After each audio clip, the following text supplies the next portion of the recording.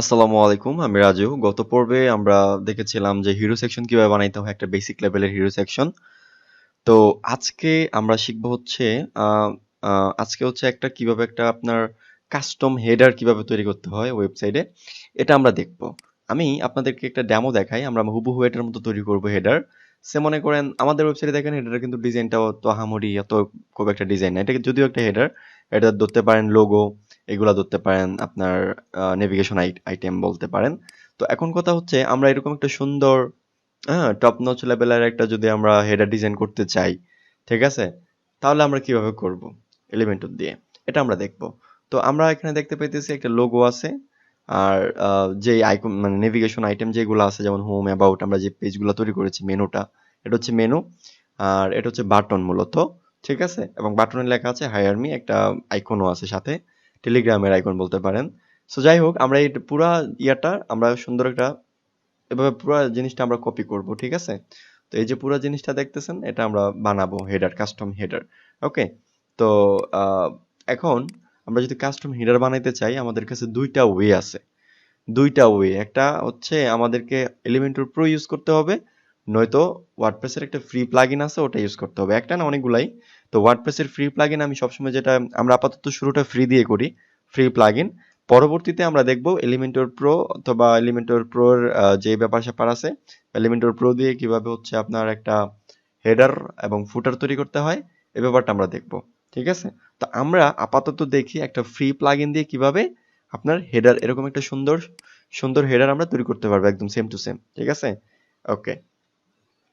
তো তার জন্য আমার একটা প্লাগইন প্রয়োজন হবে, আমরা অ্যাড নিতে চলে যাব। প্লাগইন, আমরা একটা প্লাগইন নতুন করে ইনস্টল করে অ্যাক্টিভ করব। এই প্লাগইনটার নাম হচ্ছে Elementor header and footer. So আমি ইউজুয়ালি লিখতেছি এলিমেন্টর, আমার ক্যাপস লক করা, আমি এটা অফ করতেছি, এলিমেন্টর হেডার ফুটার। আমি যখন এটা লিখে সার্চ করলাম এখানে, তখন দেখবেন প্রথমে একটা প্লাগইন চলে আসছে, Elementor header and footer builder. এই প্লাগইনটাই মূলত আমাদের দরকার, মানে হেডার বানানোর জন্য, কাস্টম হেডার বানানোর জন্য। তো আমি এই প্লাগইনটা ইনস্টল করতেছি। ওকে।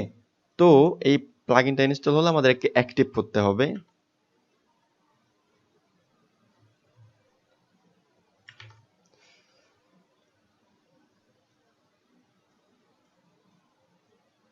সো আমাদের এই প্লাগইনটা আমাদের হয়ে গেছে, কি বলে যে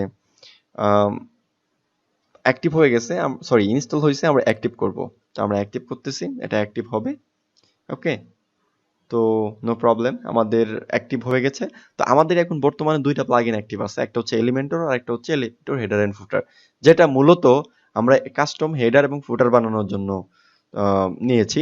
এখন আমি আপনাদেরকে, আপনাদের আপনাদের খেয়াল আছে কিনা জানি না, আমি কিন্তু গত পর্বগুলোতে বলেছিলাম যে একটা প্লাগইন ইনস্টল করার পরে চারটা জায়গায় অপশন তৈরি হতে পারে, হয় ডিরেক্ট ড্যাশবোর্ডে, নয়তো অ্যাপিয়ারেন্স, নয়তো টুলস, নয়তো সেটিংস। তা আমরা একটু চেক করি এটার কই তৈরি হইলো।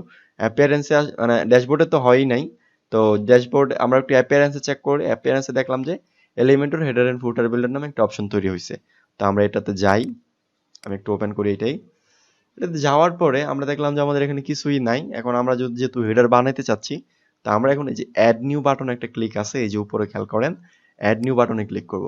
এখন এখানে একটা ব্যাপার আসছে যে এখানে আপনি কি চাচ্ছেন, আপনি চাইলে দিতে পারেন আই এম ওয়ার্ডপ্রেস বিগিনার বা ইন্টারমিডিয়েট বা এক্সপার্ট, যা ইচ্ছা দিতে পারেন, ঠিক আছে। আপনি চাইলে স্কিপও করতে পারেন, নো প্রবলেম অ্যাবাউট দ্যাট। ওকে, আমি স্কিপ করে দিলাম। দেন হচ্ছে আমাদেরকে যেটা করতে হবে, যেহেতু এটা হেডার, আমি হেডার নাম দিচ্ছি, আপনি যে কোনো নাম দিতে পারেন, বাট হেডার দেওয়াটা হচ্ছে বেস্ট প্র্যাকটিস। ওকে। দেন আমরা যেটা করতে পারি, হ্যাঁ অবশ্যই অবশ্যই, এই যে টেমপ্লেট দেখতেছেন, দ্বিতীয় কাজ হচ্ছে টেমপ্লেট থেকে আমাদেরকে ফুল উইথ করে দিতে হবে, এলিমেন্টের ফুল উইথ। দেন এখানে একটা ব্যাপার আছে, এই যে টাইপ অফ টেমপ্লেট, এটা কি হবে, কি বানাইতে চাচ্ছি মূলত এক্স্যাক্টলি, এই জায়গাটাতে মূলত একটা কাজ। আমরা এখন কি চাচ্ছি এই জায়গাটাতে আমাদেরকে সিলেক্ট করে দিতে হবে। আমরা চাচ্ছি হেডার, দেন হেডার দিলাম, ডিসপ্লে অন এন্টার ওয়েবসাইট, এখানে অনেকগুলো কন্ডিশন রয়েছে। তো এন্টার ওয়েবসাইট মানে হচ্ছে ওয়েবসাইটের আপনার যতগুলো পেজ আছে প্রত্যেকটা পেজেই এই হেডারটা শো করবে, ঠিক আছে। এখন আপনার মনে হলো যে না, আমার এই হেডারটা শুধুমাত্র একটা সিঙ্গেল পেজে শো করবে, শুধুমাত্র হোম পেজ, আর বাকি পেজে শো করবে না, ওটাও দেওয়া পসিবল, ওটা আমরা সামনে দেখবো ইনশাল্লাহ। তো এখন আমরা শুধু এন্টার ওয়েবসাইট দিয়ে রাখলাম। দেন আর বাকি তেমন কিছু দেওয়া লাগবে না, জাস্ট পাবলিশে ক্লিক করে দেন। আমাদের পাবলিশে ক্লিক হয়ে গেছে। ওকে, আমাদের ওকে হয়ে গেছে। তো আমরা যদি এখানে এসে রিলোড দেই, দেখবো যে আমাদের হেডারও নাই, লোগোও নাই, কারণ আমরা ডিজাইন টিজাইন কিছু করি নাই, এই যে নাই হয়ে গেছে। এখন আমরা যেটা করতে পারি, এই যে এডিট উইথ এলিমেন্টর এই জায়গাটাতে ক্লিক করব, ঠিক আছে? তো আমি এই জায়গায় ক্লিক করলাম, আমাকে এলিমেন্টর পেজে নিয়ে যাবে। তার আগে আমরা একটু দেখি যে আমাদের কি কি প্রয়োজন। আমাদের একটা হেডার বানাইতে গেলে একটা লোগো লাগবে, সো এই লোগোটা আমার ডাউনলোড করা লাগবে। ওকে, ইমেজের মধ্যে। আর তাছাড়া সব এগুলো টেক্সটই, ঠিক আছে? তা আমি এই ইমেজটা একটু ডাউনলোড করি, সেভ ইমেজ, দেন আমি ডাউনলোডে নিলাম, দেন এখানে আসলাম, এটা আইসে মনে হয়। তো এবার একটু চিন্তা করেন এখানে এসে আপনার কয়টা কলাম লাগবে। আমি একটু এটা নিলাম, নেওয়ার পরে আমি দেখলাম যে আমার এখানে কলাম লাগতেছে হচ্ছে এই একটা কলাম, এই একটা কলাম, এই আর একটা কলাম। তার মানে আমার লাগতেছে 3টা কলাম, একটা সেকশনে 3টা কলাম লাগতেছে। ওকে, তো আমরা এখানে এসে 3টা কলাম নিব। সো আমি প্লাস আইকনে ক্লিক করতেছি। সেকশনের ভিতরে কয়টা কলাম? 3টা। আগে কিন্তু 2টা নিছিলাম মনে হয় এই সেকশনের ক্ষেত্রে। তো আমাদের এখন হচ্ছে গিয়ে যেহেতু আমরা হেডার তৈরি করবো, আমাদের 3টা হিসাব করে দেখলাম 3টা কলাম প্রয়োজন। তো আমি 3টা কলাম নিলাম, 3টা কলাম চলে আসছে। তো আমরা প্রথম কলামে রাখবো হচ্ছে লোগোটা। লোগোটা আমরা যেভাবে নিয়ে আসতে পারি, এখানে এই যে ক্লিক করে এলিমেন্টর প্যানেলের যত উইজেট আছে নিয়ে আসলাম। নিয়ে আসার পরে আমাদের দরকার হচ্ছে এখানে ইমেজ, যেহেতু এটা একটা ইমেজ। তো ইমেজ নিয়ে আসার পরে আমরা দিয়ে দিলাম, দেন চুজ ইমেজ, আমরা ইমেজটাকে বললাম চুজ করে দিয়ে আপলোড করে দিই লোগোটা, যে লোগোটা আমরা একটু আগে ডাউনলোড করছি, এই যে পোর্টো স্টার, এটা আপলোড হচ্ছে। দেন এটা আমাদেরকে বলতেছে the server can not process that image, this can happen the server busy or. আচ্ছা, আমরা একটু আগেন ট্রাই করি, এটা মেবি কোনো একটা ইস্যুর কারণে হয় নাই। একটু আবার ট্রাই করি, লেট মি ট্রাই অ্যাগেন। হ্যাঁ, এখন হয়েছে, হয়তো এর আগে কোনো এক কারণে হয় নাই। যাই হোক, সিলেক্ট, আমাদের কিন্তু লোগো চলে আসছে। এখন লোগোটা মাঝামাঝি আছে, বাট আমি চাচ্ছি এটা লেফটে থাকবে। ওকে, আমাদের লোগো চলে আসছে। এখন আমরা চাইলে আপডেট দিতে পারি। আপডেট দেওয়ার পর আমি একটু এই জায়গায় আবার রিলোড দিচ্ছি, দেখবেন আমাদের হেডার সম্বলিত একটা, মানে লোগো সম্বলিত একটা হেডার চলে আসছে, এই যে লোগোটা চলে আসছে। হ্যাঁ, তো আমরা আস্তে আস্তে আস্তে আস্তে একটা সুন্দর একটা ডিজাইন দিব এটার। ওকে, তো এখন আমাদের যেটা করতে হবে, উম, তো এখন আমাদের যেটা করতে হবে সেটা হচ্ছে যে মেনু নিয়ে আসতে হবে, রাইট? তো আমরা চলেন মেনু নিয়ে আসি, যে এই মেনুটা, এটা ঠিক আছে। তো আমরা এটা নিয়ে আসার জন্য এখানে আবার হচ্ছে এই, বাই দ্য ওয়ে আরেকটা জিনিস আমরা দেখি, আমরা কিন্তু এটাতে ক্লিক করতে পারতেছি। লাইক লোগোতে নর্মালি কি হয়, ক্লিক করা যায়, ঠিক আছে? যেমন আমি আপনাদেরকে হচ্ছে একটা ওয়েবসাইটে নিয়ে যাই, সে মনে করেন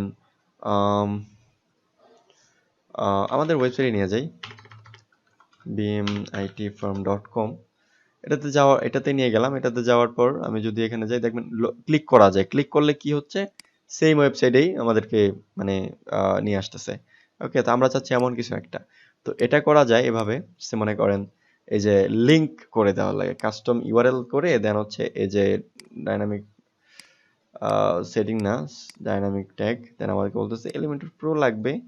ওকে, অসুবিধা নাই, আমরা আমরা চাইলে এখানে লিংক করে দিতে পারি আমাদের ওয়েবসাইটটা।